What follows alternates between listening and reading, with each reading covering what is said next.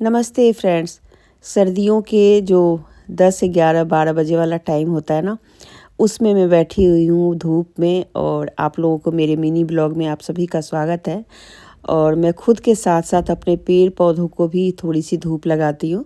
जैसे कि घर के अंदर जैसे रखा होता है स्नैक प्लांट वगैरह जो कि रूम के अंदर होते हैं, तो उन सब को भी मैं थोड़ी देर के लिए धूप में रखती हूँ, जिससे कि उन सब को धूप लग जाए, विटामिन मिल जाए, जिससे कि वो भी ग्रोथ करने में उनको भी थोड़ी सी सुविधा हो जाए। और यहाँ पर मैं थोड़ी देर और बैठी रही। उसके बाद मुझे आज करनी थी डीप क्लीनिंग। तो डीप क्लीनिंग करने से पहले मैंने सोचा पहले बाहर की सफाई कर लेती हूँ, क्योंकि बाहर की सफाई थोड़ी सी ऐसी होती है धूल मिट्टी वाली ना। तो बाहर करके फिर दरवाज़ा बंद करके उसके बाद फिर मैं रूम के अंदर करती हूँ सफाई। तो सर्दियों में ना क्या होता है कि ये काम ना रोज़ रोज़ नहीं होता, 2 दिन 3 दिन पे हम करते हैं तो साफ़ रहता है। पेड़ पौधे के जो सूखे पत्ते होते हैं ना, वो सब गिरते रहते हैं, तो उन सब की क्लीनिंग ज़रूरी होती है। और मैंने अपना टाइम टेबल बनाया हुआ है कि मुझे किस दिन क्या करना है। ऐसा नहीं कि मैं कभी भी अचानक से उठ के ये काम करने लग जाती हूँ। पहले मैं भी करती थी, कभी भी जब भी मन होता था तब मैं करने लग जाती थी। लेकिन अब मैंने एक अपना समय निर्धारण कर लिया है कि मुझे इस दिन ये करना है, इस दिन ये करना है। कुकिंग का काम तो रोज़ ही चलता है, तो इसलिए उसमें तो कोई भी टाइम टेबल का नहीं होता। 2 या 3 बार जो भी खाना बनता है वो तो बनाना ही है। लेकिन बाकी चीज़ों के लिए थोड़ा-सा टाइम टेबल सेट करना पड़ता है। और इसी तरीके से मैं अपना घर सुंदर, साफ़ और व्यवस्थित रखती हूँ।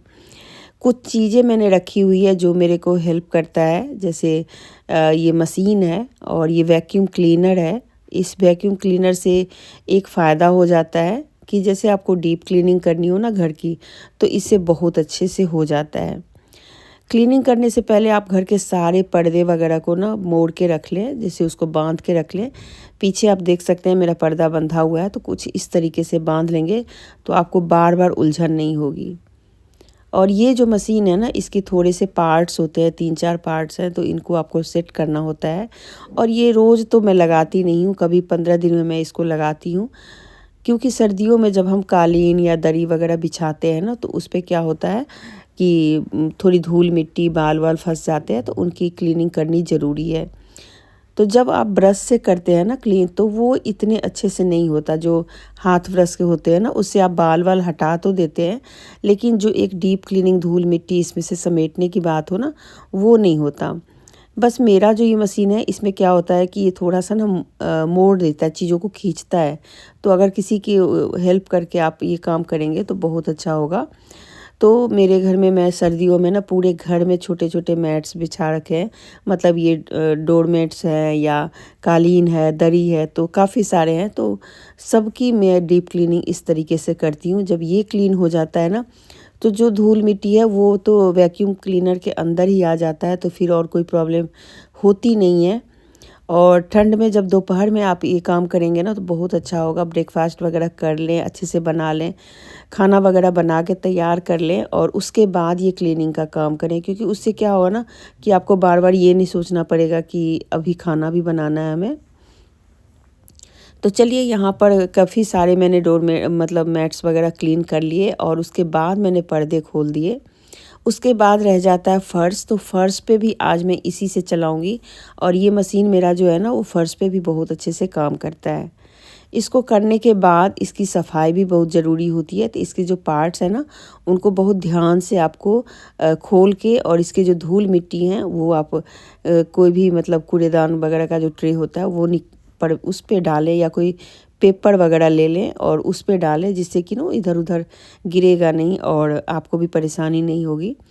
तो मेरा तो ऐसे ही घर का सफाई चलता है, तो इसलिए मुझे ज़्यादा मुश्किल नहीं होती। हाँ, 10 दिन 15 दिन पे मैं ज़रूर इसको लगाती हूँ। और बाकी रोज़ के जो झाड़ू पोछा होता है वो तो चलता ही रहता है।